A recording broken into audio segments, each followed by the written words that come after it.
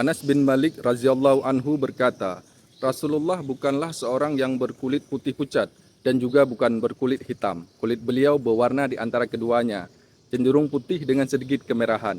Rambutnya tidak terlalu keriting dan tidak terlalu lurus. Hadis riwayat Bukhari nomor 3354. Abu Hurairah berkata, aku tidak pernah melihat seseorang yang lebih indah dari Rasulullah sallallahu alaihi wasallam, seolah-olah matahari bersinar di wajahnya. Aku juga tidak pernah melihat seseorang yang lebih cepat dalam berjalan daripada Rasulullah, seolah-olah bumi terlipat untuknya.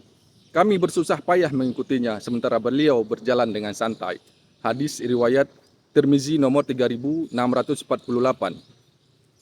Al-Barra bin Azib radhiyallahu anhu berkata, Rasulullah sallallahu alaihi wasallam adalah seorang yang bertubuh sedang. Aku melihatnya mengenakan pakaian merah dan aku tidak pernah melihat sesuatu yang lebih indah daripada beliau. Kulit beliau putih dengan sedikit kemerahan. Hadis riwayat Bukhari nomor 3551. Dari berbagai riwayat dapat disimpulkan bahwa warna kulit Rasulullah sallallahu alaihi wasallam adalah putih bersih dengan sedikit kemerahan. Abyad mubarrad, bercahaya dan menawan. Warna kulit beliau mencerminkan keindahan dan kesehatan fisik yang sempurna yang Allah anugerahkan kepada beliau.